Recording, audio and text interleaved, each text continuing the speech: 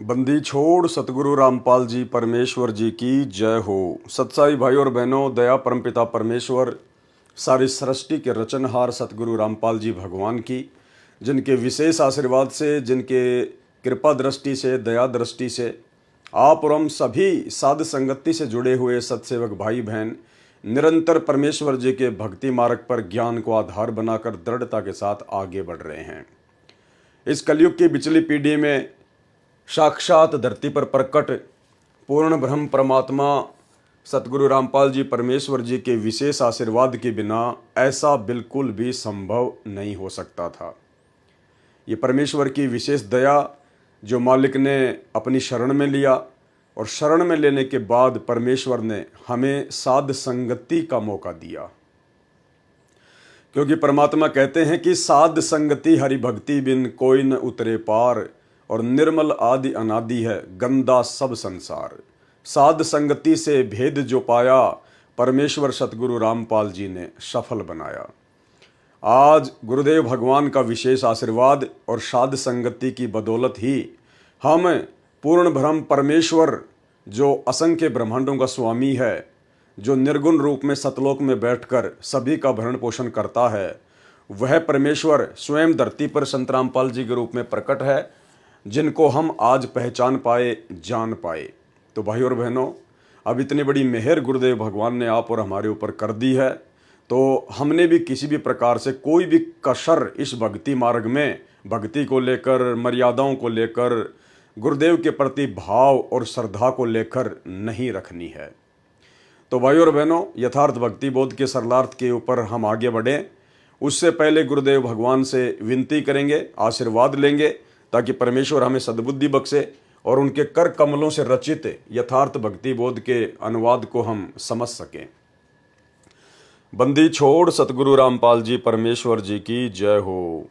परमपिता परमात्मा, सारी सृष्टि के रचनहार, कुल मालिक, असंख्य ब्रह्मांडों के स्वामी, जगत गुरु, तीनों लोकों में प्रवेश करके सबका भरण पोषण करने वाले राजाधिराज, आत्माधार, नाथों के नाथ, देवों के देव, महादेव, सर्वेश्वर, महेश्वर, मृत्युंजय, अजरो अमर, आदि अनादि, सनातनी प्रभु, जगत पिता जगदीश्वर, श्री श्री 1008 की उपाधि के वास्तविक अधिकारी, अकाल मूर्ति, शब्द स्वरूपी राम, वासुदेव, सर्वगतम ब्रह्म, परम पूजे, प्रथम पूजे, परम संत, परम पुरुष, परम धनी, परम दयालु, सत्य कबीर, हक्का कबीर, अल्लाह कबीर, अल्लाह अकबर, बाखबर, अल्लाह ताला, जगत के तारणहार, जगत के मुक्तिदाता, जगत के जगन्नाथ, हारे के सहारे, हिंदुओं के राम, मुसलमानों के अल्लाह, सिखों के वाहेगुरु, ईसाइयों के मसीह, दया के सागर दया निधि, करुणा के सागर करुणा निधि, स्वयंभू परिभू, संकट मोचन, कष्ट हरण, मंगल करण, दुख भंजन, अविगत कबीर, निर्विकार निर्विषम परमात्मा, अलय अलेख सतगुरु, आदि अनादि सतगुरु, असली मर्यादा पुरुषोत्तम, असली राम, असली कृष्ण, असली घनश्याम,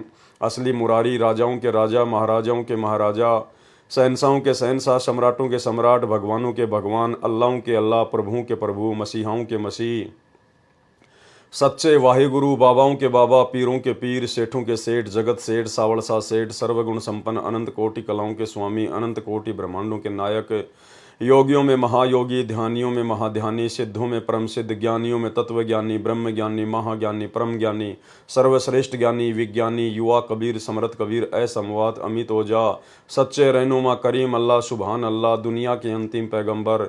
8 सितंबर 1951 से गांव धनाना, जिला सोनीपत, हरियाणा, भारतवर्ष की पावन भूमि पे प्रकट रियल कल की भगवान श्री नारायण साकार हरि श्री बाबा साहेब संत शिरोमणि सतगुरु रामपाल जी परमेश्वर जी के चरण कमल में साध संगति से जुड़े हुए देश विदेश से हम सभी सत्सेवक भाई बहनों का अनंत कोटि दंडवत प्रणाम। तो भाई और बहनों, यथार्थ भक्ति बोध के सरलार्थ में गुरुदेव भगवान के विशेष आशीर्वाद से, उनकी रजा से हम काफ़ी आगे पहुंच चुके हैं, और आज हम चर्चा करेंगे इन वाणियों के माध्यम से परमेश्वर के सतलोक के विषय में। सतलोक में परमेश्वर जी का कैसा रूप है, कैसी उनकी आभा है, और सतलोक में कैसे कैसे ठाट बाट हैं, सतलोक कितना विशाल है, सतलोक में कैसे कैसे आनंद हैं, ये सारा वर्णन आगे इन वाणियों में किया हुआ है। तो गुरुदेव भगवान के आशीर्वाद से, उनके कर कमलों से लिखित इस पुस्तक को पढ़ने मात्र से भी हम बहुत से पुण्य के भागी मिलते हैं।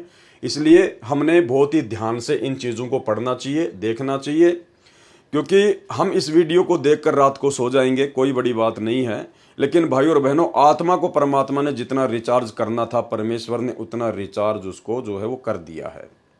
जैसे आपके मोबाइल में बैटरी होती है और आपने मोबाइल को चार्जिंग पे लगा दिया, आपका मोबाइल चार्ज हो गया 50%, और किसी कारण से आपका मोबाइल टूट गया, और जब आप बैटरी को निकालेंगे और दूसरे मोबाइल में डालेंगे तो बैटरी 50% ही चार्ज दिखाएगी। तो मोबाइल है शरीर और बैटरी है आत्मा। तो आत्मा को परमात्मा इस प्रकार से हर युग में धीरे धीरे धीरे धीरे रिचार्ज करते हुए, बहुत सारे हमारे को मानव शरीर देते हुए, उन मानव शरीरों के माध्यम से अपनी आत्मा को परमात्मा भक्ति से रिचार्ज करते करते करते करते यहाँ तक लेके आए हैं।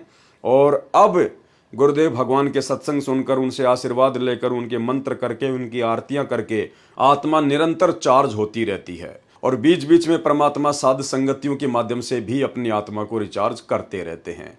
तो जितना हम परमेश्वर की महिमा को पढ़ेंगे सुनेंगे उतनी ही आत्मा हमारी रिचार्ज होती चली जाएगी। तो अब हम आगे चलते हैं सरलार्थ पर। वाणी। काल इंद्री कुर्बान कादर अविगत मूर्ति खूब है, छत्र सवेत विशाल लोचन गलताना महबूब है। ये सतलोक में परमेश्वर जी की महिमा का वर्णन किया गया है। परमेश्वर को कालिंद्री कहा गया है। कालिंद्री का क्या अर्थ होता है? परमेश्वर कहते हैं, जिस प्रकार इस काल के 21 ब्रह्मांड में काल के आगे जितनी औकात एक इंद्र की होती है, उसी प्रकार सतलोक में यहाँ का जो ब्रह्म है, इस जैसे वहाँ पे करोड़ों इंद्र हैं, करोड़ों। यानी यहाँ 21 ब्रह्मांड में काल जितना शक्ति युक्त है, ऐसे ऐसे तो ना जाने अरबों खरबों शंखों इंद्र उस परमेश्वर के दरबार में उसकी शोभा बढ़ाते हैं। तो क्या कहा परमेश्वर ने? काल इंद्री कुर्बान कादर अवगत मूर्ति खूब है, और छत्र सवेत विशाल लोचन। परमेश्वर जी के शीश पर सवेत छत्र है, और जो सवेत छत्र गुरुदेव के सिंहासन के ऊपर है, उनके शीश के ऊपर है। सतलोक में एक सत्संग में गुरुदेव ने बताया कि इस पृथ्वी से भी कई गुना बड़ा वो छत्र सतलोक में परमात्मा के शीश के ऊपर है। सवेत छत्र विशाल लोचन, यानी परमेश्वर के विशाल नेत्र हैं, और गलताना महबूब है। काल इंद्री का अर्थ है कि परमेश्वर कबीर जी के लिए काल अर्थात 21 ब्रह्मांड के स्वामी ब्रह्म जैसे तो इंद्र जैसे हैं। जैसे काल लोक में एक ब्रह्मांड में एक इंद्र का लोक है, जिसके अधीन 33 करोड़ देवी देवता हैं। इंद्र उनका राजा है, जिस कारण से देवराज भी कहा जाता है। परंतु 21 ब्रह्मांडों का राजा है काल, परंतु ये जो ब्रह्म है ये 21 ब्रह्मांडों का राजा है। जैसे ब्रह्म की तुलना में इंद्र की महिमा कुछ भी नहीं है। इसी के आधार से संत गरीबदास जी ने परमेश्वर कबीर जी की उपमा की है कि उस कादिर अर्थात समर्थ परमात्मा की शक्ति महिमा के सामने काल ब्रह्म की महिमा उस इंद्र के समान है जो काल लोक में इंद्र बना है। इसलिए परमेश्वर को काल इंद्री अर्थात काल ब्रह्म जैसे, जिसके सामने इंद्र जैसे हैं, जैसे चार भुजा वाले को चतुर्भुजी कहते हैं, ऐसे ही परमेश्वर को कालिंद्री कहा जाता है। सतगुरु रामपाल जी परमेश्वर जी को अर्थात कबीर परमात्मा को कालिंद्री भी कहा जाता है। ऐसे कादिर यानी समर्थ परमात्मा पर मैं संत गरीबदास जी कुर्बान हूं। उस अविगत जिसकी गति अर्थात स्थिति से कोई परिचित न होने से उसे अविगत कहा जाता है। परमात्मा की मूर्ति अर्थात जीवित साकार तस्वीर खूब है, अर्थात वास्तव में परमेश्वर सुंदर शकल में है। वह परमात्मा विशाल लोचन अर्थात बड़ी बड़ी नेत्रों वाला है, मस्त महबूब है अर्थात आत्मा का प्रेमी है। जिस सिंहासन तख्त पर परमात्मा विराजमान है उसके ऊपर सफेद छत्र लगा है। जैसे राजा महाराजाओं के सिर पर छातानुमा चांदी या सोने का छत्र लगाया जाता था, उसी प्रकार परमेश्वर की स्थिति आंखों देखकर संत गरीबदास जी ने बताई है। वाणी। दिल अंदर दीदार दर्शन बाहर अंत ना जाइए, और काया माया कहाँ बपूरी तन मन शीस चढ़ाइए। सरलार्थ किया है परमात्मा ने। परमात्मा के दर्शन आप अपने हृदय में कर सकते हैं। दिल अंदर दीदार दर्शन, परमात्मा के दर्शन आप अपने हृदय में कर सकते हैं। भावार्थ है कि जिस समय आप सच्चे दिल से भक्ति करके परमात्मा को पुकारोगे तो आपको हृदय कमल में परमात्मा दर्शन देंगे। यानी परमेश्वर जी की भक्ति के लिए हमें कहीं भी भरमने और भटकने की आवश्यकता नहीं है। उस समय जब परमेश्वर सतगुरु रूप में हमें मिल जाएं और अपना यथार्थ ज्ञान दे दें और सत भक्ति मंत्र दे दें, उसके बाद उनकी अनुपस्थिति में, उनकी गैर हाजिरी में हमने उनके लिए या भक्ति के लिए कहीं भी भटकने की आवश्यकता नहीं है। जिस प्रकार वर्तमान में वही कबीर परमात्मा हमें सतगुरु रामपाल जी के रूप में प्राप्त हैं, मिल चुके हैं। इन्होंने हमें अपना अनमोल तत्व ज्ञान दे दिया, सत भक्ति मंत्र दे दिए और कुछ समय के लिए परमेश्वर अपने मिशन को एक दिशा देने के लिए, लीला करने के लिए हिसार जेल में बैठे हुए हैं। और वर्तमान में जो लोग गुरुदेव भगवान की गैर हाजिरी में जगह जगह आश्रमों में धक्के खा रहे हैं, भटक रहे हैं, सब कुछ उनके पास होने के बावजूद भी, तो परमेश्वर कह रहे हैं कि दिल अंदर दीदार दर्शन बाहर अंत ना जाइए। अरे उस समय आश्रम में जाएंगे जब हमारे गुरुदेव भगवान साक्षात हिसार जेल से लीला पूरी करके बाहर आ जाएंगे, क्योंकि परमात्मा सर्व कमलों में भी विद्यमान है। जैसे किसी कमरे के द्वार पर किसी पात्र में जल रखा है और द्वार के ऊपर बल्ब या ट्यूब लगी है और दिन में जल रही है, उधर से सूर्य भी उदय है, तो उस पात्र में सूर्य तथा ट्यूब बल्ब दोनों का प्रतिबिंब दिखाई देता है। ट्यूब का प्रतिबिंब तो केवल कमरे में रखे पात्र के जल में दिखाई देता है, परंतु सूर्य का प्रतिबिंब बाहर व अंदर के सभी पात्रों में दिखाई देता है। इसलिए कहा है कि परमात्मा प्राप्ति के लिए शरीर से साधना करके दर्शन कर लो, कहीं अन्य स्थानों, तीर्थों आदि पर न जाइए। परमात्मा प्राप्ति के लिए शरीर तो क्या वस्तु है, सर्वस्व अर्पण कर दो। यानी जिस भगत की भक्ति सही चल रही होगी, जो मर्यादा में रहकर यथार्थ मंत्रों का जाप कर रहा होगा, तो उसके हृदय कमल में उसको परमेश्वर जी के दर्शन होने शुरू हो जाएंगे।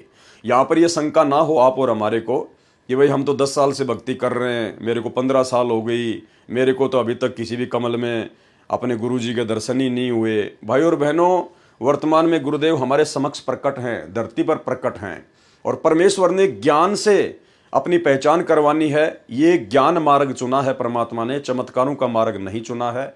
इसलिए साक्षात परमात्मा धरती पर प्रकट हैं और हमारे घरों पर गुरुदेव भगवान की जो फोटो है, जो तस्वीर है, वो उनके साक्षात ही दर्शन हैं। वो फोटोएं कोई फॉर्मेलिटी के लिए नहीं रखी हैं, क्योंकि वो फोटोएं परमेश्वर का वास्तविक रूप है, सतगुरुदेव भगवान का वास्तविक रूप है, सतलोकीय रूप है। इसलिए जब हम उन फोटो में दर्शन करते हैं तो गुरुदेव भगवान के ही दर्शन होते हैं। और जब परमेश्वर की मर्जी होगी तो उस समय परमात्मा हमारे को अपने हृदय कमल में, अपने दिल में भी दर्शन करवा देंगे। लेकिन फिलहाल हम लोग ज्ञान में बहुत कमजोर हैं, बहुत कमजोर हैं। अभी हमें बहुत समय लगेगा। अगर हमारे साथ अभी से ऐसा होने लग गया, हालांकि जो मंत्र हमें गुरुदेव भगवान ने दिए हैं, इन सत भक्ति मंत्रों के थोड़े से जाप से ही चमत्कार होने शुरू हो जाते हैं। लेकिन वर्तमान में आप और हम भक्तों की नादानी को देखकर, आध्यात्मिक कमजोरी को देखकर परमेश्वर जानबूझकर उन कमलों में, उन मंत्रों की साधना से हमारे को दर्शन नहीं दे रहे। अन्यथा हम लोग भ्रमित हो सकते हैं, अहंकार में आ सकते हैं। इसलिए परमेश्वर जी का ऑपरेशन है, परमेश्वर अपने हिसाब से ही उसको चलाएगा, ठीक करेगा। हमने उनकी रजा में राजी रहना है। हमें परमात्मा चाहे किसी भी कमल में दर्शन दे या ना दें, हम अपने गुरुदेव भगवान के दर्शन रोजाना करते हैं, उनकी तस्वीरों के माध्यम से करते हैं और सूक्ष्म रूप में मानसिक तौर पर परमेश्वर का चिंतन मनन करना भी उनके दर्शन ही करने में आता है। तो इस बात को लेकर हमारे मन में शंका नहीं होनी चाहिए। जब हम उस लायक हो जाएंगे तो परमेश्वर ऑटोमेटिक हमारे को हर जगह दर्शन देंगे। ये कमल तो छोड़िए, खुली आंखों से भी हमारे को हर जगह परमात्मा ही दिखाई देंगे। परमात्मा प्राप्ति के लिए शरीर से साधना करके दर्शन कर लो, कहीं अन्य स्थानों, तीर्थों आदि पर ना जाइए। परमात्मा प्राप्ति के लिए शरीर तो क्या वस्तु है, सर्वस्व अर्पण कर दो। वाणी अविगत आदि जुगादि जोगी, सत्य पुरुष ल्योलीन है, गगन मंडल गलतान गैबी, जात अजात बेदीन है। अविगत आदि जुगादि जोगी, ये परमेश्वर जी के बारे में लिखा हुआ है कि सत्य पुरुष परमात्मा गगन मंडल अर्थात आकाश में बने सतलोक में रहता है। गगन मंडल गलतान गैबी, सत्य पुरुष परमात्मा गगन मंडल अर्थात आकाश में बने सतलोक में रहता है। वह आदि से ही विद्यमान है, आदि जुगादि, आदि यानी सृष्टि की शुरुआत से वह आदि से ही विद्यमान है। वही सच्चा जोगी है अर्थात साधु बाबा है, तत्व ज्ञान देने के लिए पृथ्वी पर आता है। वाणी, सुख सागर रत्नागर निर्भय, निज मुखबानी गांव ही, जिन आकर अजोख निर्मल, दृष्टि मुष्टि नहीं आवही। परमेश्वर सुख रूपी रत्नों का आगार है यानी भंडार है। सुख सागर रत्नागर निर्भय यानी सतलोक में बैठा हुआ वो परमात्मा सुखों का रत्नागर है, भंडार है। वो परमात्मा निर्भय है, उसी को किसी का भय नहीं है, इसलिए सुख सागर कहा जाता है। वह वास्तव में निर्भय है और अपने निजी मुख कमल से तत्व ज्ञान की वाणी कविताओं, भजनों, चौपाइयों, दोहों को राग बनाकर गाता है। निज मुखबानी गांव ही यानी अपने मुख कमल से तत्व ज्ञान की वाणी कविताओं, भजनों, चौपाइयों, दोहों को राग बनाकर गाता है। उस परमात्मा का सूक्ष्म आकार है जिस कारण से चरम दृष्टि से नहीं दिखता। उस परमात्मा का सूक्ष्म शरीर अजोख अर्थात जिसको कोई जोखिम खतरा नहीं है, उसका शरीर नष्ट नहीं होता, उसका शरीर अविनाशी है, निर्मल है अर्थात निर्विकार है। वाणी, झिलमिल नूर जहूर ज्योति, कोटि पदम उजियार है, उलट नैन बेसुन्ने बिस्तर, जहां तहां दीदार है। उस परमेश्वर के नूरी शरीर की महिमा की गई है। यहाँ पर उस परमेश्वर का शरीर झिलमिल झिलमिल करता है। झिलमिल नूर जहूर ज्योति, उस परमेश्वर का शरीर झिलमिल झिलमिल करता है। जैसे हम बचपन में देखा करते थे गांव में कि बहुत सारी माता बहनें अपने सर पर ऐसी चूंदड़ी ओढ़ा करती थी जिसमें बहुत सारे जो है वो सितारे लगे होते थे वाइट वाइट के, और जब वो चलती थी तो सूर्य के प्रकाश के कारण वो झिलमिल झिलमिल झिलमिल झिलमिल किया करते थे। या फिर दूसरा उदाहरण ऐसे लीजिए, जैसे आपसे काफ़ी दूर पर किसी पहाड़ पर बहुत सारे बल्ब जल रहे हों और रात्रि में वो दूरी पर जलने के कारण झिलमिल झिलमिल करते हैं। तो इस प्रकार से परमेश्वर के शरीर का जो नूर है, जो तेज है, जो आभा है, वो झिलमिल झिलमिल करती रहती है, बड़ी आनंददायक है। उस परमेश्वर का शरीर झिलमिल झिलमिल करता है।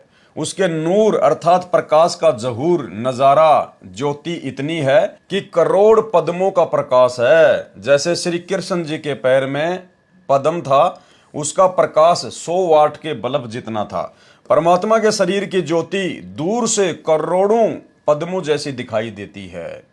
उसको देखने के लिए अपने नेत्रों को संसार से उलटकर हटाकर ऊपर उस शून्य रूप आकाश में लगा, अर्थात जो गुरुदेव भगवान ने हमें साधना दी है, जो मंत्र दिया है सतनाम का, सुरति नृति मन और पवन के साथ में पूर्ण मर्यादा में रहकर हम उन मंत्रों का जाप करें और एक समय हमें उस परमेश्वर के दर्शन होने शुरू होंगे।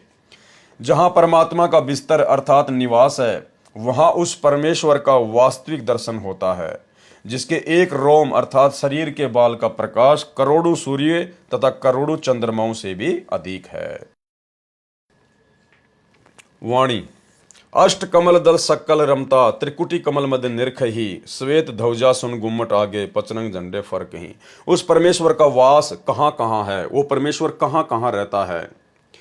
अष्ट कमल दल सक्कल रमता, 8वें कमल दल यानी अक्षर पुरुष के लोक में भी वो परमात्मा रमा हुआ है, रहता है। और त्रिकुटी कमल मध्य निरख ही, और त्रिकुटी पर भी वो परमात्मा सतगुरु रूप में विद्यमान रहता है।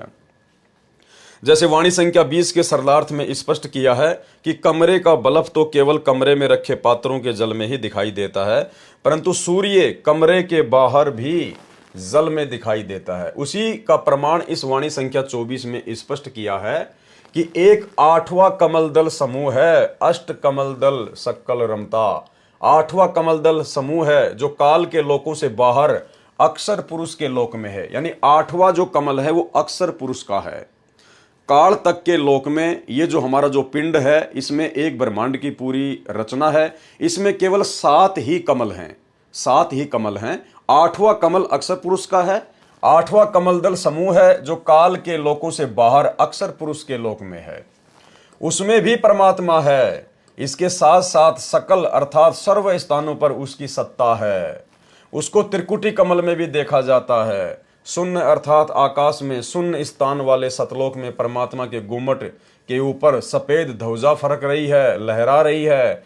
उस गुम्मट नुमा महल में परमेश्वर सिंहासन पर विराजमान है। उस गुम्मट के आगे ऊंचे स्तंभ पर 5 रंग का झंडा अलग से फरक रहा है।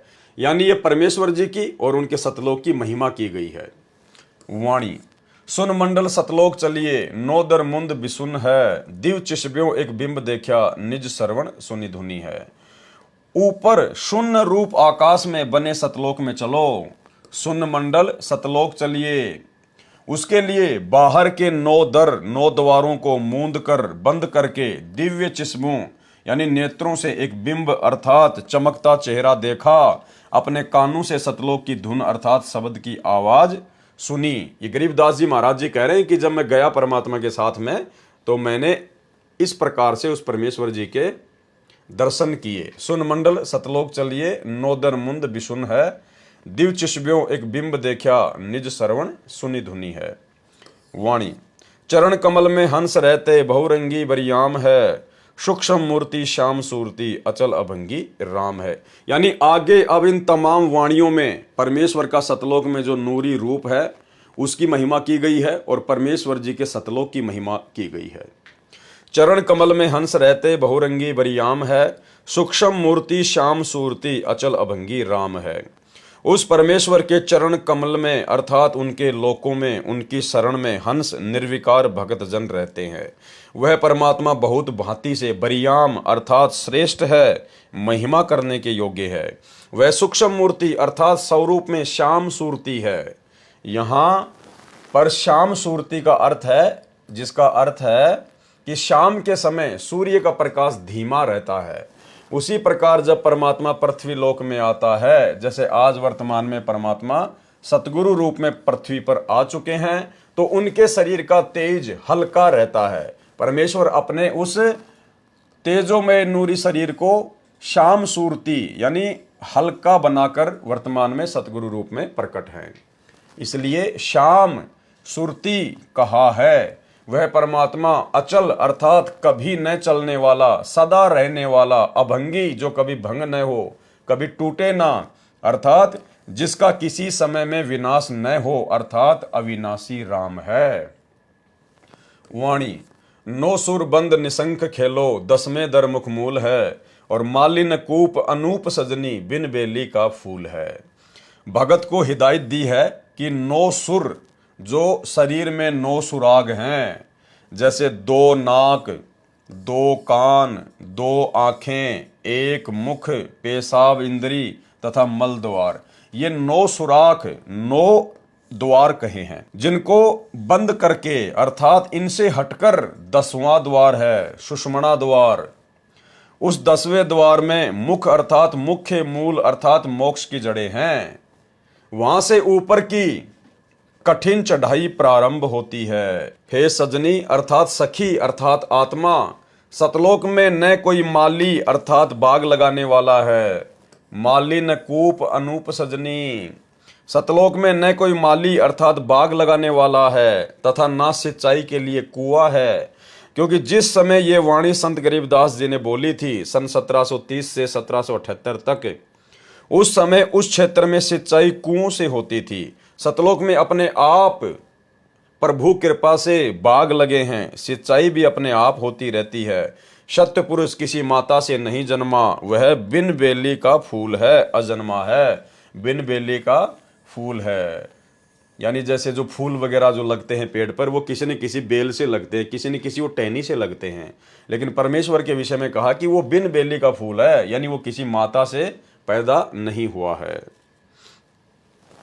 वाणी श्वास ऊश्वास पवन को पलटे, नाग फुनी को घूंच हैं, सुरती नृति का बांध बेड़ा, गगन मंडल को कूच हैं। अब भाई और बहनों, ये वाणी बहुत इंपॉर्टेंट है, क्योंकि देखो परमेश्वर ने हमें साध संगत से जुड़े हुए भाई बहनों को वर्तमान में अपने विशेष आशीर्वाद से उस स्थिति में लाके खड़ा कर दिया कि अब हमने परमेश्वर जी के सत भक्ति मंत्रों को, चाहे प्रथम नाम हो चाहे सतनाम हो, हमने विशेष ध्यान से जाप करना पड़ेगा।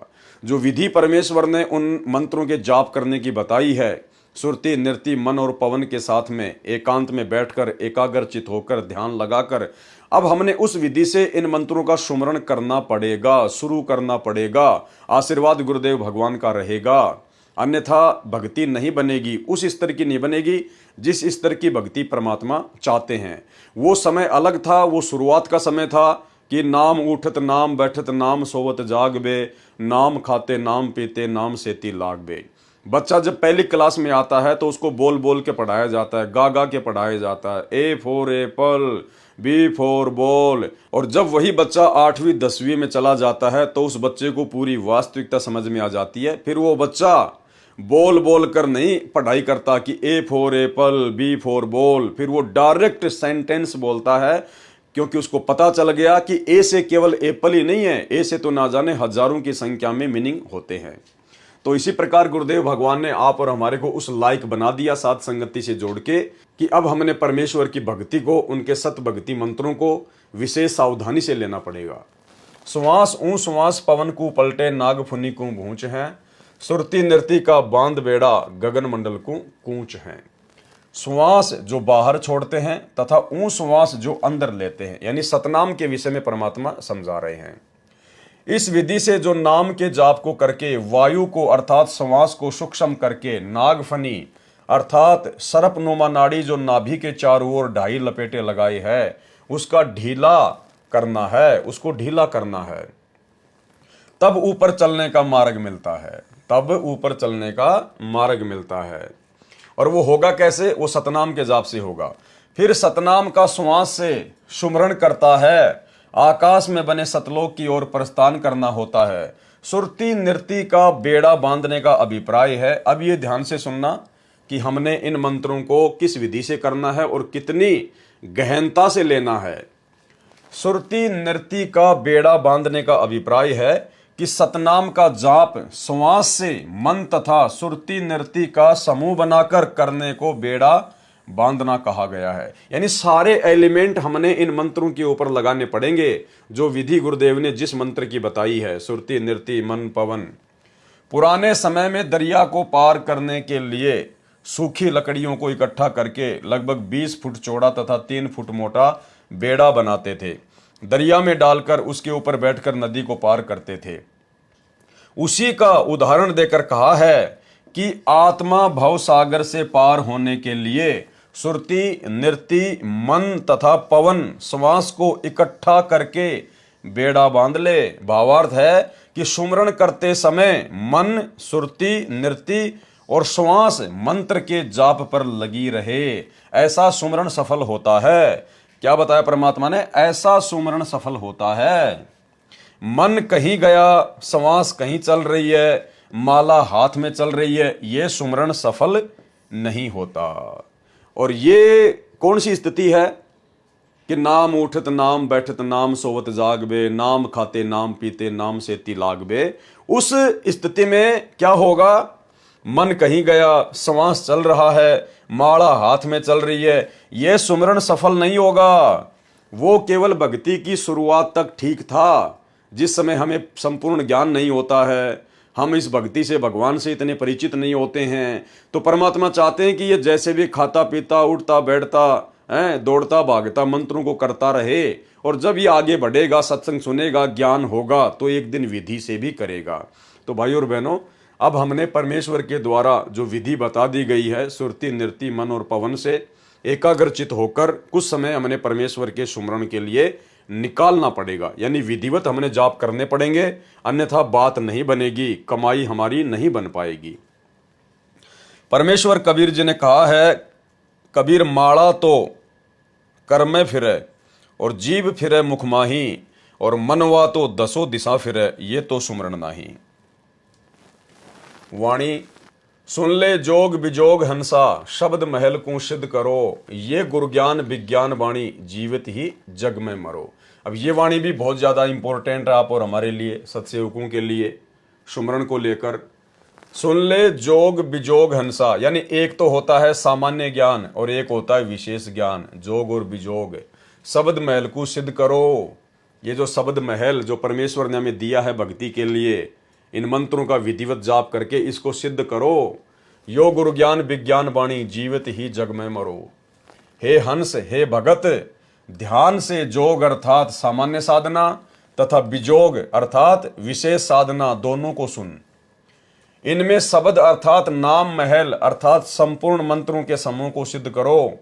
भावार्थ है कि मन को सांसारिक विषय विकारों से हटाकर नाम सुमरण पर लगाकर अभ्यास करके साध ले, मन का स्वभाव बदल ले।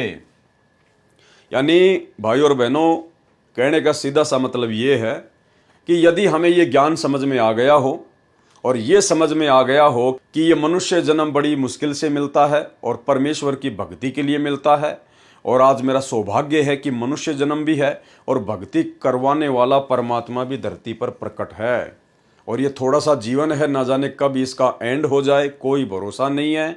तो ऐसी स्थिति में फिर भगत को तन मन धन से, मन कर्म वचन से, दिलो जान से केवल भक्ति के प्रति ही समर्पित होना है। उसको अपना 90% समय केवल परमेश्वर की भक्ति में लगाना चाहिए, 10% केवल अपनी रोजी रोटी के लिए, और रोजी रोटी भी परमेश्वर के आशीर्वाद से मिलेगी, उनकी रजा से मिलेगी।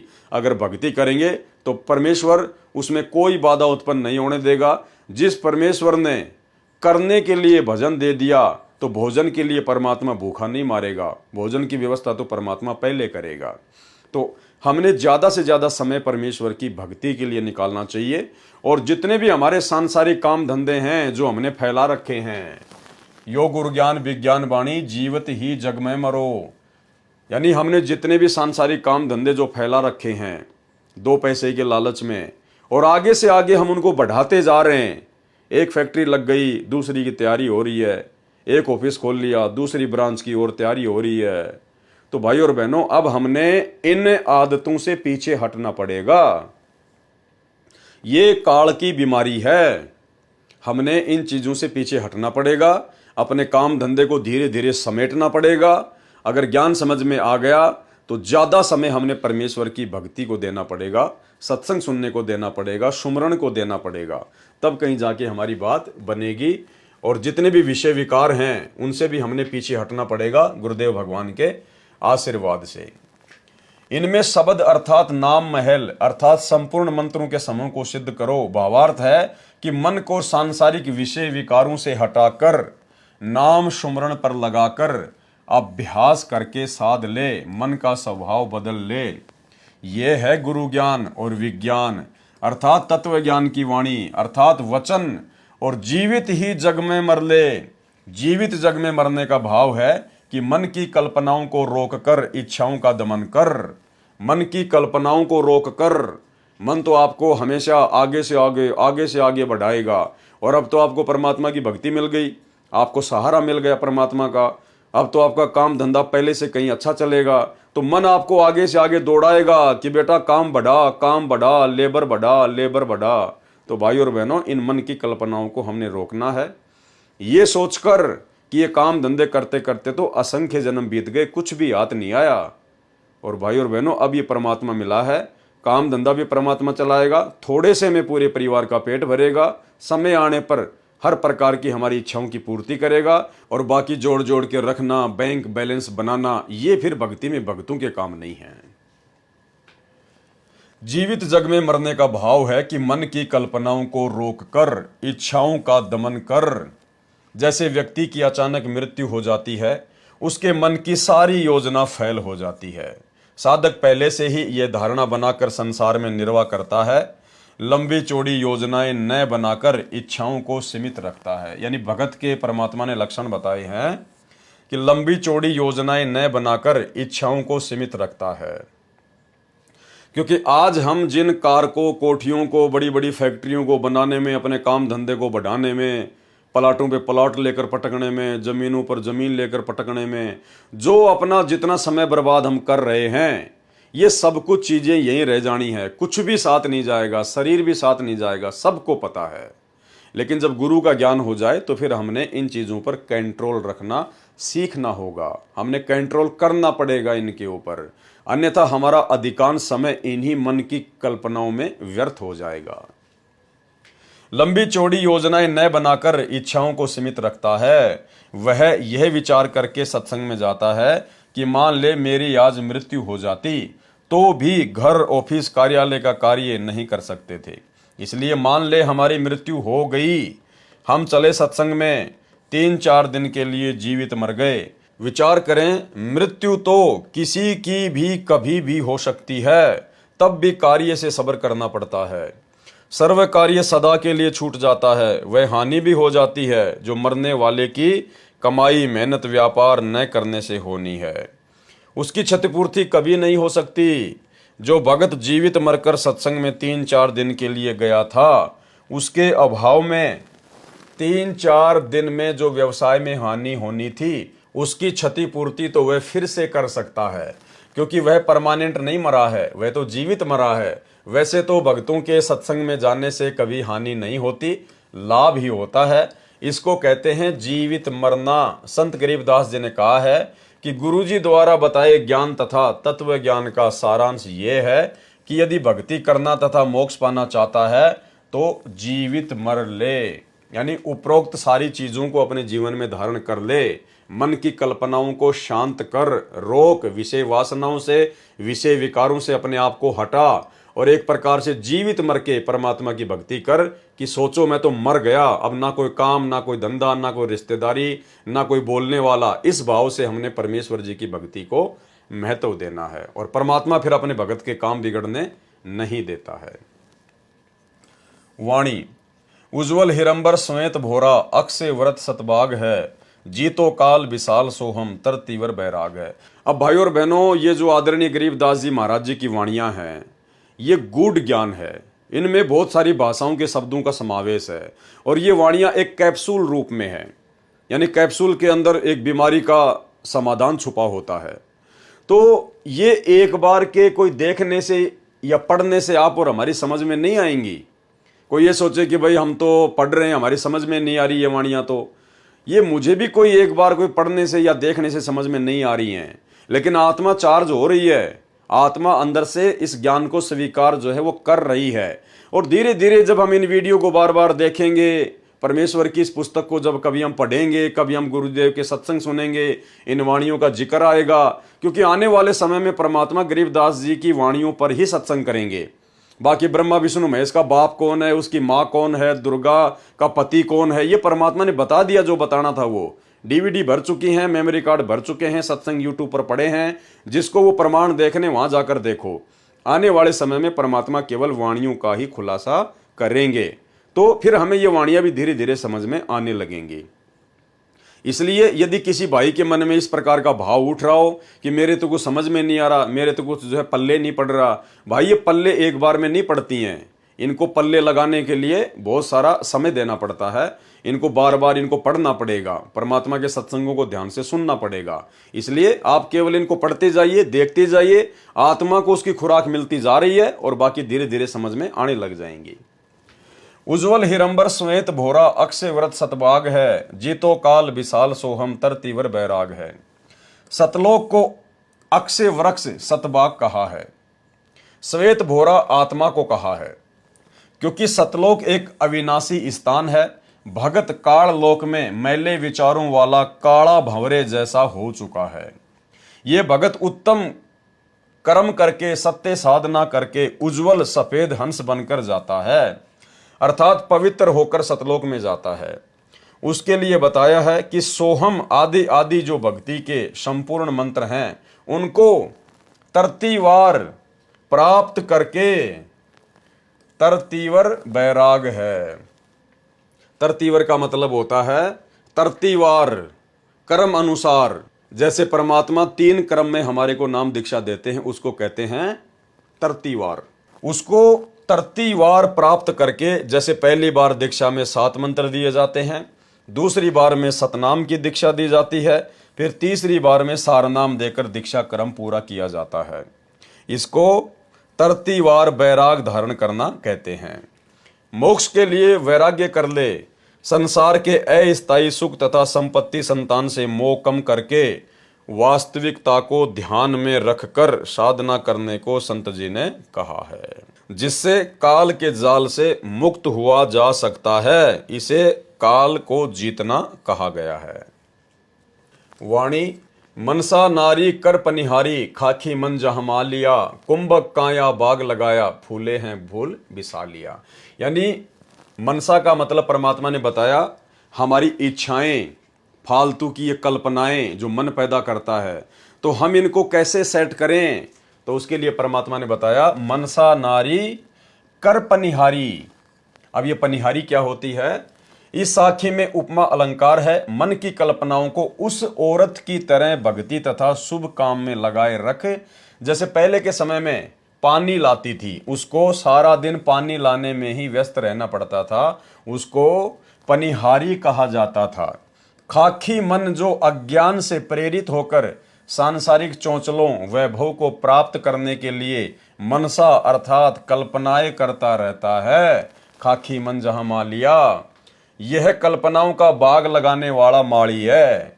खाखी मन, ये जो मन है, जो काल है, ये क्या है? एक प्रकार से माली है। ये इस मन को यहाँ की खाकी थोथी जो कल्पनाएं हैं उनके अंदर लगाए रखता है।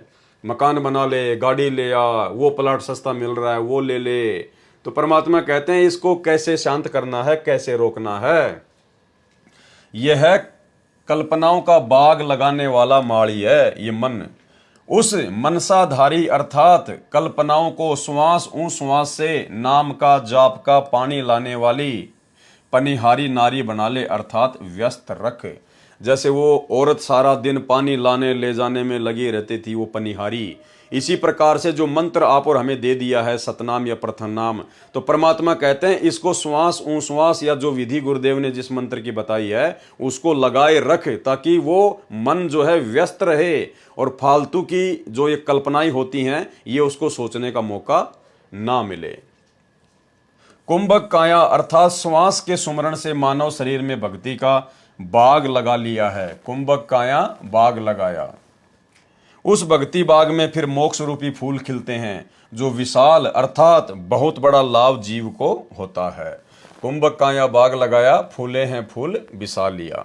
वाणी कच्छ मच्छ कूरम्ब धोलम, शेष सहस फुन गाँव ही, नारद मुनि से रटे निज दिन, ब्रह्मा पार न पावही। पौराणिक लोग मानते हैं कि मत्स्य अवतार, कच्छप अवतार तथा कूरम्ब, धोल, शेषनाग ये सभी सृष्टि को सहारा दिए हुए हैं। संत गरीबदास जी ने इन पौराणिक धारणाओं का खंडन किया है। पारख के अंग में कहा है कि गरीब कूरम्ब ऊपर शेष है, शेष शीश पर धोल, धोल दरनी ले रहा, यह पड़ी ज्ञान की रोल। पौराणिक व्यक्तियों की धारणा है कि सृष्टि इस प्रकार ठहरी है। कूरम्ब यानी कछुए के ऊपर शेषनाग बैठा है, शेषनाग के सिर पर धोल अर्थात बैल खड़ा है, बैल ने अपने सींग पर पृथ्वी उठा रखी है। संत गरीबदास जी ने कहा है कि यह तो ज्ञान में रोड़ अर्थात भूल भुलैया लगी है।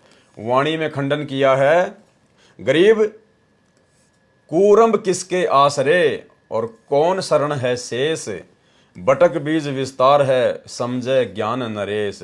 गरीब अनंत कोटि ब्रह्मांड का एक रति नहीं भार, सतगुरु पुरुष कबीर है कुल के सिरजन हार।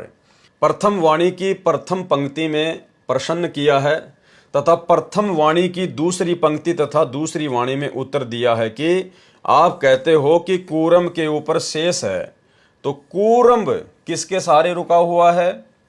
जब कूरम्ब को कहीं से सहारा नहीं तो शेष किसकी शरण में है, अर्थात शेष नाग को किसने रोका है? उत्तर दिया है कि यह सर्व रचना ऐसे है जैसे बटक यानी बड़ अर्थात वट वृक्ष की उत्पत्ति राई जैसे दाने अर्थात वट के बीज से होती है, फिर वह आगे आगे बढ़ता और फैलता चला जाता है। इसका रहस्य कोई ज्ञान नरेश अर्थात महाज्ञानी तत्वदर्शी संत ही जानता है। वास्तव में असंख्य ब्रह्मांडों के सृजनहार परमेश्वर कबीर जी ही हैं और सतगुरु रूप में प्रकट होकर उन्होंने ये ज्ञान स्वयं ही बताया है। अनंत ब्रह्मांडों को एक दूसरे से आकृति आकर्षित करके रोका है, यह परमात्मा की शक्ति से ही। गुरुत्व आकर्षण सर्व ग्रहों तथा ब्रह्मांडों में कार्य कर रहा है। परमेश्वर ने सर्व संसार की रचना करके अपनी शक्ति से चला रखा है। जैसे वैज्ञानिकों ने रॉकेट बनाकर प्लूटो ग्रह पर भेजा है, जो 9 वर्ष तक चलकर उसकी कक्षा में चक्कर लगा रहा है। इसी प्रकार परमात्मा कबीर जी ने सर्व ब्रह्मांडों की संरचना ऐसे की है कि ये अपने आप चल रहे हैं तथा चक्कर लगा रहे हैं। इनका समय निर्धारित कर रखा है, तब तक ये चलते रहेंगे। परमेश्वर पर इनका कोई भार नहीं है। जैसे कि मानव ने हवाई जहाज बना रखा है जो आकाश में उड़ता है, मानव उसके ऊपर सवार है। इसी प्रकार परमेश्वर ने सर्व ब्रह्मांडों की रचना करके चला रखा है, उड़ा रखा है तथा स्वयं भी उसी पर बैठे हैं। वाणी संख्या 32 ब्रह्म वेदी का सरलार्थ चल रहा है। उसी प्रसंग पर आता हूं। आपके अनुसार माने तो जिन कच्छ मच्छ कूरम धौल तथा शेषनाग को आप इतने शक्तिशाली मानते हो, तो वे भी किसी अन्य समर्थ की भक्ति कर रहे हैं, परंतु सर्व प्राणी शास्त्र विधि त्याग कर मनमाना आचरण कर रहे हैं, जिस कारण से सफलता नहीं मिल रही। शेषनाग के 1000 मुख हैं और प्रत्येक मुख में 2-2 जीभ हैं। शेषनाग भी नाम जाप करता है, उसको भी आज तक परमात्मा की महिमा का ज्ञान नहीं। उसको परमात्मा का पार अर्थात मोक्ष स्थान नहीं मिला है। इसके अतिरिक्त शास्त्र विधि विरुद्ध साधना नारद जी जैसे ऋषि भी नाम की रटना लगाते हैं, वे भी असफल रहे। उनके पिता श्री ब्रह्मा जी को भी परमात्मा का पार नहीं पाया, मोक्ष की प्राप्ति नहीं हुई। वाणी शंभु जोग बिजोग साध्या अचल अडिग समाध है, अविगत की गति नाही जानी लीला अगम अगाध है। शंभु यानी शंकर जी। श्री शंकर जी ने जोग अर्थात सामान्य साधना द्वारा तथा परमेश्वर जी के केवल सोहम नाम प्राप्त करके उसको विजोग अर्थात विशेष साधना मानकर अचल अडिग अर्थात लंबे समय तक निश्चलता से समाधि लगाई, परंतु अविगत अर्थात पूर्ण परमात्मा की गति यानी स्थिति नहीं जान सके। शंभु जोग बिजोग साध्या अचल अडिग समाध है, क्योंकि उस परमेश्वर की लीला अगम अगाध यानी सबसे भिन्न है, आगे की है। अविगत की गति नाही जानी लीला अगम अगाध है। वाणी सनकादिक और सिद्ध 84 ध्यान धरत है तास का, 24 अवतार जपत हैं परमहंस प्रकाश का। सनकादिक अर्थात सनक सनंदन संत कुमार, ये 4 ब्रह्मा जी के मानस पुत्र हैं, जिन्होंने वरदान प्राप्त कर रखा है कि हमारी आयु जितनी है, हमारा शरीर 5 वर्ष के बालक जैसा रहे, हम ना जवान हो और ना बूढ़े हों।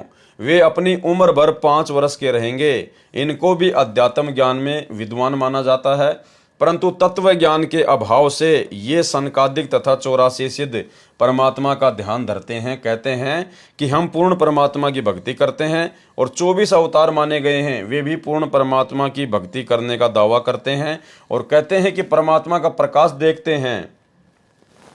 परमात्मा परमहंस तो निराकार है, ये सब भ्रमित साधना करके काल जाल में ही फंसे हैं। यानी भाई और बहनों, आप और हम सभी भाई बहनों का जिन्होंने परमेश्वर की शरण प्राप्त कर ली है सतगुरु रामपाल जी की, आप और हमारा कितना बड़ा सौभाग्य है कि ये इतने बड़े बड़े सिद्ध महर्षि ब्रह्मा विष्णु महेश देवी देवता, इनको भी परमात्मा की महिमा का ज्ञान नहीं है, इनको भी ये तत्व ज्ञान नहीं है, इनको भी मोक्ष मार्ग नहीं है। ये भी आने वाले समय में 84 लाख योनियों में मां कष्ट उठाएंगे। तो आप और हमने किस कदर अपने गुरुदेव भगवान के ऊपर कुर्बान हो जाना है। परमेश्वर ये समझाना चाहते हैं कि तुम्हारा कितना बड़ा सौभाग्य है कि जो वस्तु उन महिमावान लोगों को नहीं मिली जो इस सृष्टि के आधार हैं 21 ब्रह्मांड के, और तुम्हें वो परमात्मा आज सहज में मिल गया। इसलिए उस परमेश्वर की कदर कीजिए। 87 88 और 33 सूरज चंद चिराग है, धर अंबर धरनी धर रटते अवगत अचल बिहाग है। 88,000 ऋषि तथा 33 करोड़ देवता तो सूरज तथा चंद्र की तरह हैं। जैसे देवताओं को सूरज जानो और ऋषि रूपी चांद से अधिक उज्जवल हैं। धर जो काल के अवतारधारी हैं, वे धरती पर तथा आकाश में अन्य द्वीपों में जाकर शास्त्र विरुद्ध नामों को रटते हैं। वह अविगत अर्थात परमेश्वर अचल विहाग यानी यथावत स्थिर है। उसकी भक्ति विधि में कोई परिवर्तन नहीं है। तत्व ज्ञान के अभाव में मनमाना आचरण करके साधक बने हैं, सब काल जाल में ही हैं। वाणी सुर नर मुनिजन सिद्ध और साधिक पार ब्रह्म को रटत हैं। घर घर मंगलाचार चोरी ज्ञान योग जहां बटत हैं। सर्व देवता तथा ऋषिजन भ्रमवश मान रहे हैं कि हम पार ब्रह्म अर्थात पूर्ण परमात्मा की भक्ति कर रहे हैं। घर घर में मंगलाचार अर्थात शुभ कामनाएं देते हैं और ज्ञान भी सुनाते हैं जो अधूरा ज्ञान है।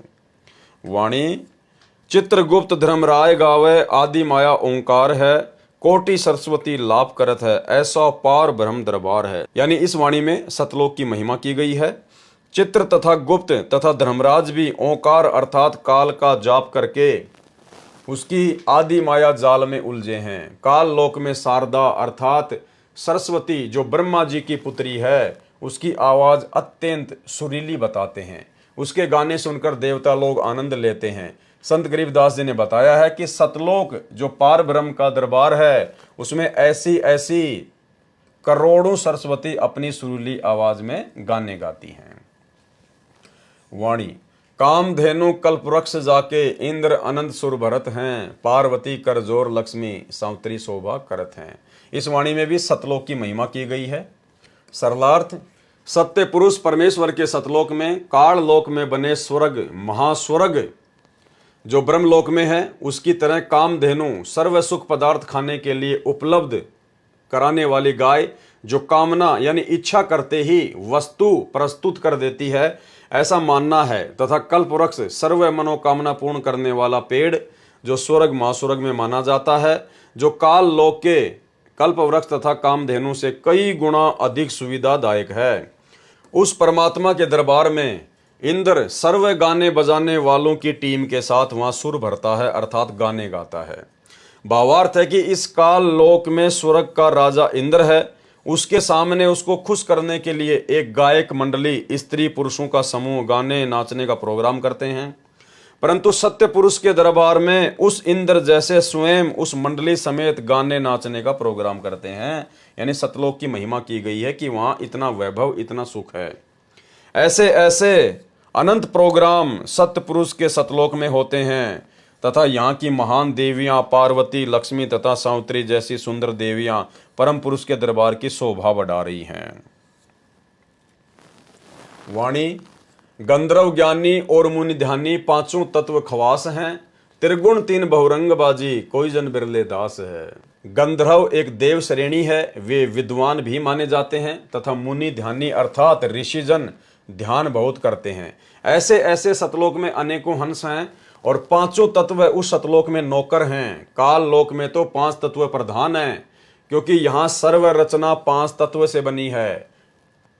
त्रिगुण यानी ब्रह्मा रजगुण विष्णु सतगुण तथा शिव तमगुण है। ये तीनों यहाँ काल लोक में प्रधान है। इन्हीं पांचों तत्व तथा तीन गुणों से काल की सर्वबाजी अर्थात रचना व्यवस्थित है।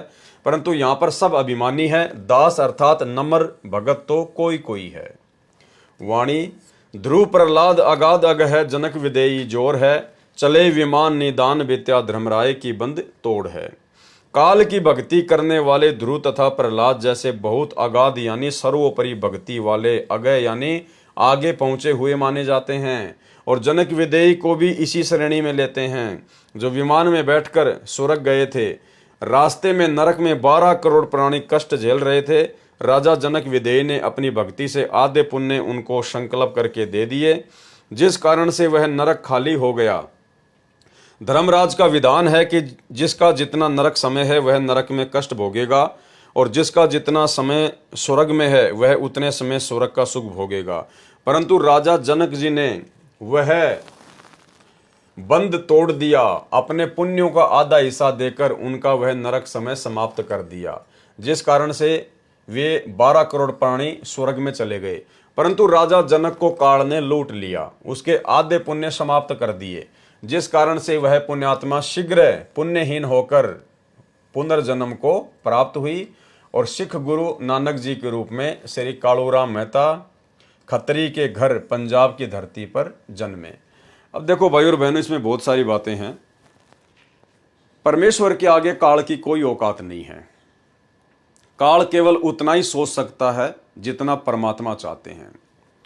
अब काल ने सोचा कि मैंने राजा जनक को लूट लिया, मैंने उसके आधे पुण्य लूट लिए, और जब तक इसके पुण्य इन 12 करोड़ आत्माओं के साथ में रहेंगे तब तक तो मैं इनको जो है स्वर्ग में बैठा दूंगा, और जैसे पुण्य समाप्त होंगे फिर इनको इनका वो कर्म भोगने के लिए मैं इनको नरक में डाल दूंगा। और मैंने राजा जनक के आधे पुण्य लूट लिए। ठीक है, काल की सोच अपनी थी, लेकिन ये रजा परमात्मा की थी, ये गुरुदेव भगवान की मर्जी थी। क्योंकि भाइयों और बहनों, युगों युगों से परमात्मा उस आत्मा के साथ में थे, और कलयुग की पिछली पीढ़ी में उस आत्मा को मनुष्य जन्म देकर उनको पार भी करना था। तो परमेश्वर की दया थी, अगर राजा जनक के वो पुण्य परमात्मा समाप्त ना करवाते तो 650 साल पहले यानी 550 साल पहले आदरणीय नानक जी का जन्म ही नहीं होता धरती पर। क्योंकि परमात्मा ने उनके उसी हिसाब से वो पुण्य काल के माध्यम से नष्ट करवा दिए, ताकि जब परमात्मा सन 1398 में इस कलयुग के प्रथम चरण में आए तो उसके थोड़े समय बाद में वो राजा जनक वाली आत्मा भी नानक जी के रूप में जन्म लेकर धरती पर आ जाए। तो सोचिए भाइयों और बहनों, जैसे ही राजा जनक के पुण्य समाप्त हुए, काल ने उसको नीचे पटक दिया। अब यदि राजा जनक अपने वो आधे पुण्य उन 12 करोड़ आत्माओं को ना देता तो भाइयों और बहनों 550 साल पहले वो यहाँ पे जन्म लेकर पैदा ही ना होता, क्योंकि उसके आधे पुण्य और शेष होते और ना जाने कितने समय तक वो ऊपर ऐश करता, आराम करता। तो सब कुछ परमेश्वर ने सेट किया हुआ है। काल केवल खुश हो जाता है कि मैंने बहुत अच्छा कर दिया, मैंने उसको लूट लिया, मैंने ये कर लिया। लेकिन परमात्मा जिन आत्माओं के साथ में है, उन आत्माओं का अकाउंट फिर परमात्मा के अकॉर्डिंग होगा, सबका नहीं होता।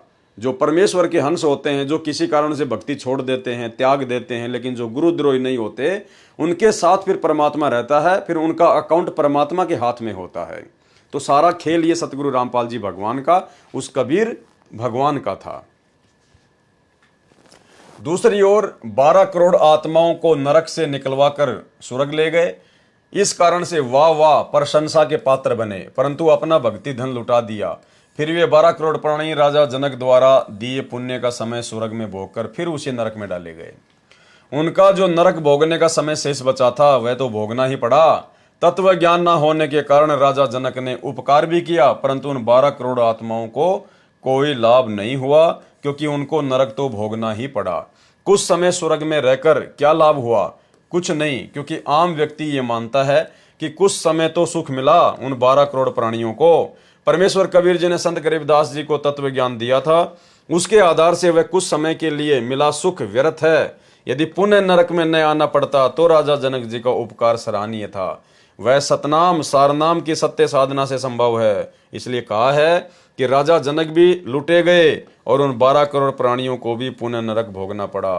राजा जनक ने जो कार्य किया वह जोर है, अर्थात खूब है, प्रशंसा के योग्य है। ऐसे ऐसे और भी बहुत से धर्मात्मा हुए हैं, परंतु तत्व ज्ञान में कहा है कि आत्म प्राण उद्धार ही ऐसा धर्म नहीं हो, यानी जो किसी आत्मा का उद्धार कर दे, उसका मोक्ष करवा दे, उससे बढ़कर और कोई धर्म नहीं है। और यह धर्म वर्तमान में सतगुरु रामपाल जी परमेश्वर जी के हाथ में है। भावार्थ है कि यदि जीवात्मा का जन्म मरण, कभी स्वर्ग कभी नरक का चक्कर कोई छुड़वाता है तो उससे बढ़कर कोई धर्म नहीं। ये कार्य परम संत ही कर सकते हैं। कौन कर सकते हैं? परम संत ही कर सकते हैं। और वे परम संत स्वयं कबीर परमात्मा है, जो आज धरती पर सतगुरु रामपाल जी के रूप में प्रकट हैं। वाणी गोरख दत्त जुगादी जोगी नाम जलंधर लीजिए, भरतरी गोपी चंदा सीजे ऐसी दीक्षा दीजिए। बड़े साधकों के नामों में गोरख दत्तात्रेय जलंधर नाथ जैसे एक युग तक योगी अर्थात साधक बनकर साधना करके सिद्ध बने। उनको जैसा ज्ञान था उसके आधार से उन्होंने सच्चे मन से साधना की, परमात्मा प्राप्ति के लिए सर्व न्योछावर कर दिया। भले ही उनको पूर्ण मोक्ष प्राप्त नहीं हुआ, परंतु उनका प्रयत्न एक सच्चे संत तथा भगत वाला था। इस वाणी में संत गरीबदास जी ने समझाया है कि गुरु को ऐसी शिक्षा तथा दीक्षा अपने शिष्य को देनी चाहिए जैसे श्री गोरखनाथ जी ने अपने शिष्यों गोपीचंद तथा भर्तरी को दी थी, और जैसे ये दोनों सीजे खरे उतरे, ये गोरखनाथ जी की शिक्षा का परिणाम था। वाणी सुल्तानी बाजिद फरीदा पीपा परचे पाइया, देवल फेरिया गोप गोसाई नामा की छान छिवाइया। जो भी साधक परमात्मा प्राप्ति का प्रयत्न करता है वह पूर्व जन्म के भक्ति संस्कारों के कारण प्रेरित होकर साधना करता रहा होता है। उसके साथ पूर्व जन्मों में की हुई भक्ति की कुछ शक्ति भी शेष होती है, जिस कारण से उस साधक के जीवन काल में पूर्व जन्म की भक्ति शक्ति के प्रभाव से कुछ चमत्कार अनोखा कार्य भी हो जाते हैं, जिस कारण से वह भी अपने आप को परम संत मान लेता है तथा अन्य जनता जन भी उसके फैन होकर उसकी पूजा करने लग जाते हैं, जो दोनों के लिए ही हानिकारक होता है। इस अमृतवाणी में बताया है कि एक अब्राहिम सुल्तान अधम, एक बाजिद, एक फरीद तथा एक पीपा नामक महापुरुषों को पूर्व जन्म की भक्ति के परिणाम स्वरूप चमत्कार प्राप्त हुए थे। पर्चा यानी चमत्कार। एक नामदेव जी महाराष्ट्र प्रांत में हुए हैं। परमात्मा ने उनकी पूर्व भक्ति के कारण स्वयं अपने हाथों से नामदेव जी की छान अर्थात झोपड़ी की छत घास फूस डंडों से बनाकर तैयार की थी। एक दिन नामदेव जी मंदिर के पास से जा रहे थे। मंदिर में आरती चल रही थी। भावनावश वे उन ब्राह्मणों में घुस गए जो आरती उतार रहे थे। नामदेव जी छिपा जाति से थे तथा धूल भरे वस्त्र धारण किए थे। शूद्र जानकर पंडितों ने नामदेव जी को पकड़कर मंदिर के पीछे पटक दिया। नामदेव जी फिर भी हाथों से तालियां बजा बजा कर आरती बोल रहे थे। परमात्मा में उनकी सुरती सच्चे मन से लगी थी। परमेश्वर जी ने मंदिर का द्वार नामदेव जी की ओर कर दिया। पंडित जन मंदिर के पीछे घंटियां बजा रहे थे। इस प्रकार के पर्चे अर्थात चमत्कार भगत की पूर्व जन्म की भक्ति की शक्ति से परमात्मा कर दिया करते हैं। एक बार नागौर शहर राजस्थान में पीपा ठाकुर था। संतों के विचार सुनकर उसमें वैराग्य हो गया।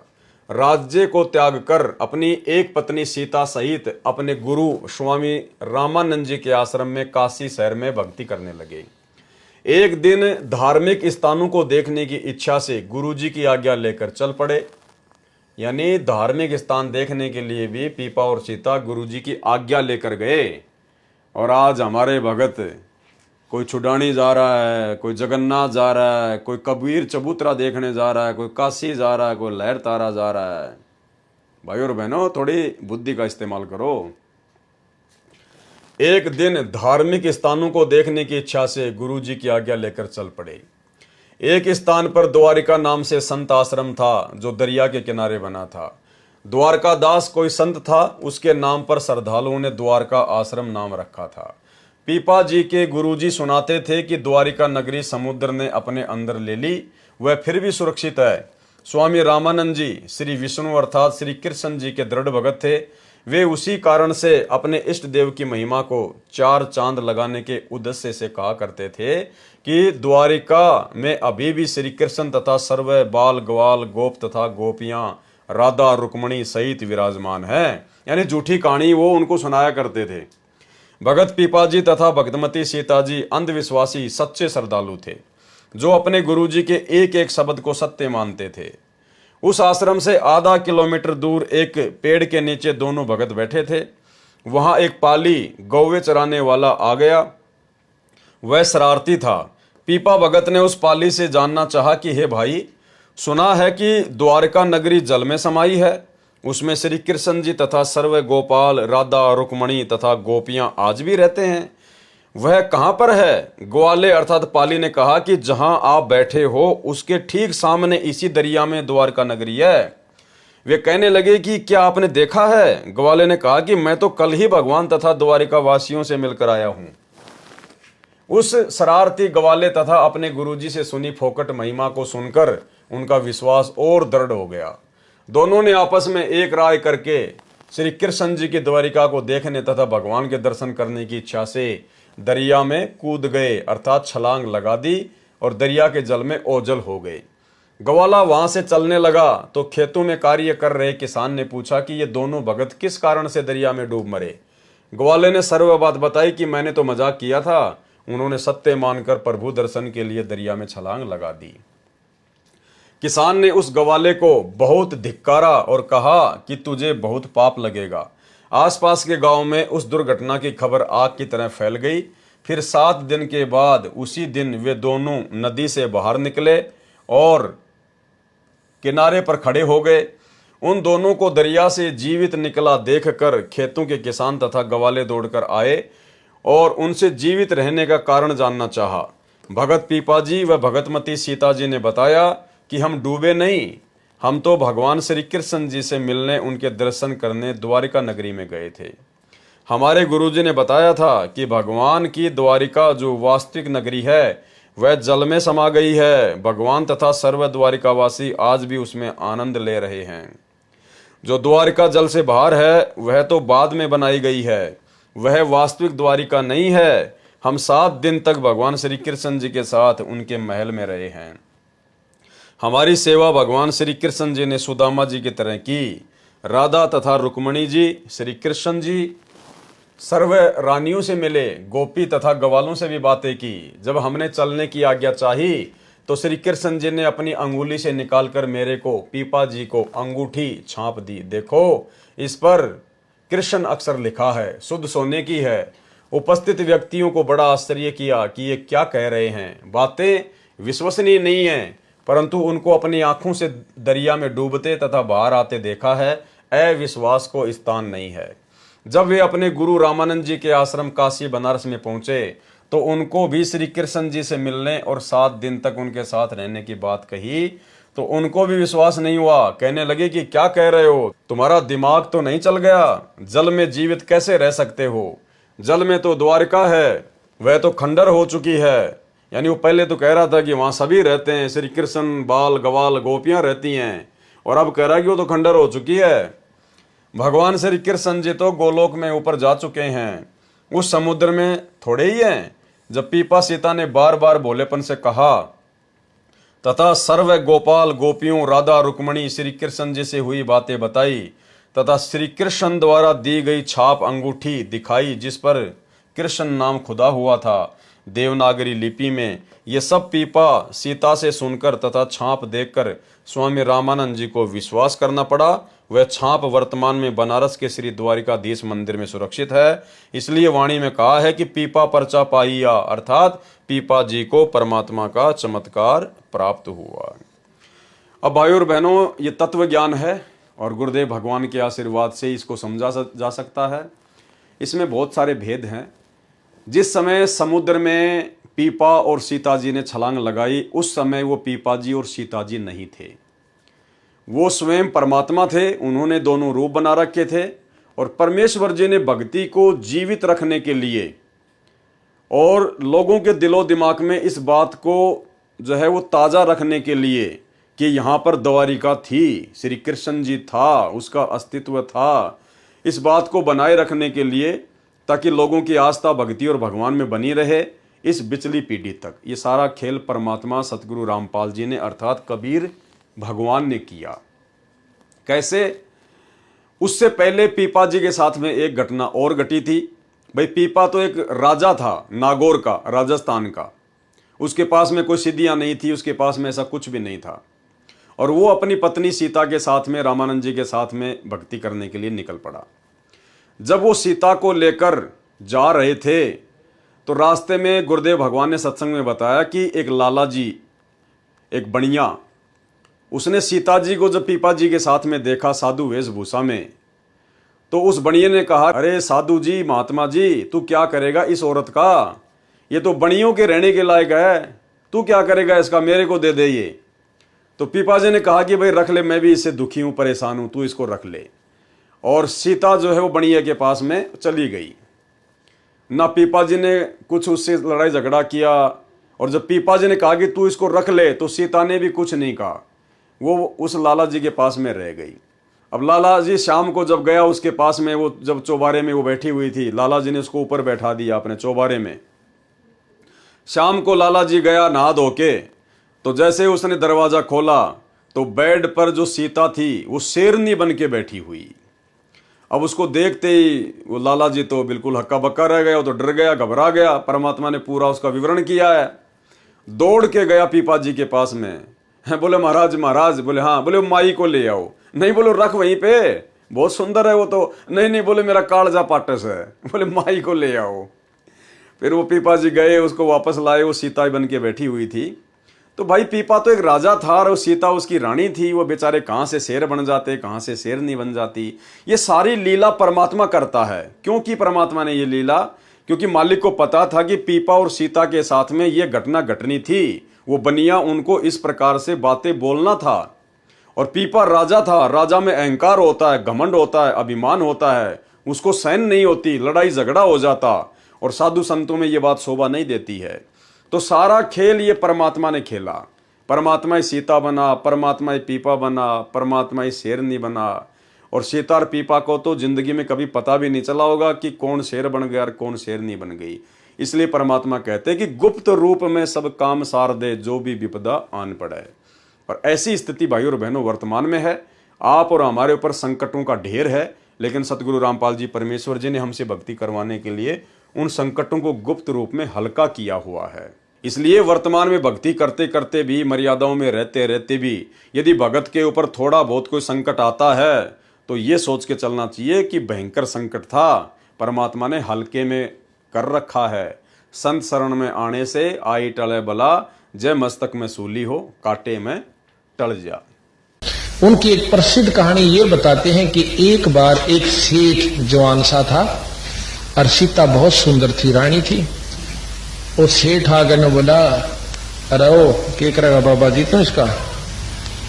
या तो भाई सेठा ग्रहण जोगी से तो मुन्ने दे देने। सीता ओ पीपा ने बोला, ले जाना गिरा, मैं भी दुखी हो रहा सिस्टम है। हाँ सारी आने भाई 24 घंटे चौकसी रखनी पड़े, ले जाए से। सेठ ले आया, मुंह दे रहे सी दिन में शाम सी, ऊपर चौबारे में बिठा दी अपनी दुकान के में, और खूब नहा धोकर सीता ने बोली नहा धोकर आइए। बोला अच्छा। जब वो गाना नहा धोकर कुआड़ खोले तो शेरनी बनी बैठी, बाणिए पेड़ काला में नोकुला करता करता तड़ा आगे देता और थक बुढ़िया लांगड़ रही, लेकर पीपा जी दो रहा है। नो बोला नो से न साधु जी कहाँ? उमाई ने लिया। बोला ना उड़े राज तो ना मैं मर जा, क्यों हो गया जब सा अगर मेरी गेल चाल बुरा कालजा पाटे। तो भाई उन्हें लेके पीपा जी गया, बड़ा देखा सीता बैठी नो की नो। बोला की बात हो यार? अगर बस दो जोड़े हाथ भाई तोड़ी जा। बोला अच्छा। तो ऐसी ऐसी कथाएं बंदी छोड़ में दिखाई, क्योंकि जिसमें जो परमात्मा आश्रित हो जाते हैं ना, उनका कोई बाल बांका नहीं कर सकता। जैसा कि इसी में स्पष्ट किया है कि परमात्मा भगत की पूर्व जन्म की भक्ति की शक्ति के आधार से इस तरह की लीला करता है। कौन करता है? परमात्मा करता है, भगत की भक्ति की शक्ति के आधार से, ताकि भगत की तथा अन्य जनता जनों की परमात्मा में आस्था बनी रहे। परंतु जब तक तत्वदर्शी संत नहीं मिलता, तब तक आत्मा का कल्याण नहीं हो सकता। चाहे कितने चमत्कार हो जाओ, कितने महान बन जाओ, कितनी प्रसिद्धि प्राप्त कर लो, जब तक तत्वदर्शी संत नहीं मिलता। जो तत्वदर्शी संत वर्तमान में बड़े सौभाग्य से आप और हमें प्राप्त हो चुके हैं। वाणी छान छिवाई गऊ जीवाई, गणिका चढ़ी विमान में, सदना बकरे को मत मारे, पहुंचे आन निदान में। भगत नामदेव को हुए चमत्कारों में से ही परमात्मा ने बताया कि संत नामदेव जी की झोपड़ी की छान, घास फूस की छत छवाई अर्थात डाली थी। एक समय दिल्ली के बादशाह को नामदेव की ख्याति का अर्थात प्रसिद्धि का पता चला। परीक्षार्थ दिल्ली बुलवाया। राजा मुसलमान था। दरबार में एक गाय को तलवार से काटकर मार दिया तथा संत नामदेव जी से कहा कि यदि तेरे श्री कृष्ण में शक्ति है तो इसे जीवित कर दे, नहीं तो तेरी जीवन लीला यहीं समाप्त हो जाएगी। नामदेव जी ने गाय के पैर छुए और परमात्मा से अर्ज की। गाय उसी समय जीवित हो गई। राजा ने भगत से क्षमा याचना की। ये तो पूर्व जन्म की भक्ति से चमत्कार हो रहे थे। फिर परमात्मा अपने विधान अनुसार अच्छी भगतात्माओं को मिलता रहता है। भगत नामदेव जी को परमात्मा संत रूप में मिले, उनको तत्व ज्ञान समझाया और सतनाम रूपी चार्जर लगाकर उनकी बैटरी चार्ज करने की विधि बताई, अर्थात सत्य साधना के लिए सत्य मंत्र देकर भक्ति शक्ति बढ़ाने को कहा। तो भाई और बहनों, आज के वीडियो में केवल परमात्मा ने सतलोक की महिमा और कुछ ऐसी वाणियाँ थी जो कहानियों के रूप में थी, जिसको परमेश्वर जी हमें सत्संगों में बहुत बार जो है वो सुना चुके हैं, बता चुके हैं। इसलिए ज़्यादा कुछ विस्तार से बताने की आवश्यकता महसूस नहीं हुई, क्योंकि वैसे तो परमात्मा ने सारा सरलार्थ किया ही हुआ है। लेकिन जहां जहां आवश्यकता पड़ेगी, जो विशेष पॉइंट होगा उसी के ऊपर परमात्मा दास को निमित्त बनाकर खुलासा करवाएंगे। बाकी नॉर्मल रूप से परमात्मा ने जो वाणियां लिखी हैं उनको हम पढ़ेंगे। पढ़ने मात्र से भी हमारे को जो है लाभ प्राप्त होता है, आध्यात्मिक जो है वो पुण्य प्राप्त होते हैं। तो आज के वीडियो में केवल इतना ही। कल परमेश्वर की दया से नित्य नियम के सरलार्थ का समापन होगा, क्योंकि कल का जो वीडियो होगा वो नित्य नियम के ऊपर लास्ट होगा। उसके बाद फिर अगले दिन से सेम रात्रि 9 बजे कंटिन्यू हम लोग असुर निकंदन रमेणी के सरलार्थ के ऊपर वीडियो बनाएंगे। तो आज की वीडियो में केवल इतना ही। परमेश्वर हम सबको सद्बुद्धि दे। और भाइयों और बहनों, ये जो आप देख रहे हैं बहुत अच्छी बात है। साध संगति बहुत जरूरी है, परमेश्वर जी का आदेश है, उनकी आज्ञा है। लेकिन परमेश्वर की भक्ति को हमने प्रथम रखना है। साध संगति की वीडियो देखना बहुत अच्छी बात है, जानकारी होगी, हौसला बढ़ेगा, हिम्मत बढ़ेगी, ज्ञान होगा, भक्ति में रुचि पैदा होगी। लेकिन भक्ति की शक्ति से हमारा आत्म कल्याण होगा। और भक्ति जो सतगुरु रामपाल जी परमेश्वर जी ने हमें दी है वो है। तो जिस प्रकार परमेश्वर हमें आदेशित करते हैं कि रोजाना कम से कम 1 घंटा सत्संग सुनना, और जो मंत्र दे दिए हैं कम से कम जो प्रथम मंत्र है उसकी 1 माला कम से कम, ज़्यादा करो तो आपकी मर्जी। सतनाम जिसको मिला हुआ है कम से कम उसकी 5 माला, यानी 500 मंत्र तो कम से कम सतनाम के होने चाहिए। बाकी आप चाहे 2000 करो, 5000 करो, वो आपकी मर्जी, आपकी मौज, जितना करोगे उतना फायदा। और 5 यज्ञ जो परमेश्वर ने हमें बताए हैं वो हम नियमित रूप से करते रहें, गुरुदेव भगवान से विनती करते हुए। तो परमेश्वर की भक्ति को हमने प्रथम स्थान देना है। बाकी ये दास के वीडियो, साध संगति के वीडियो, ज्ञान आधारित वीडियो, ये केवल हमारे विश्वास को बढ़ाने के लिए हैं, जो समय समय पर जरूरी हैं। लेकिन सबसे महत्व हमारे लिए गुरुदेव भगवान की भक्ति है, उसको हमने भूलना बिल्कुल भी नहीं चाहिए। तो आज के वीडियो में केवल इतना ही। परमेश्वर हमें आज्ञा दें, आशीर्वाद दें। बंदी छोड़ सतगुरु रामपाल जी भगवान की जय हो।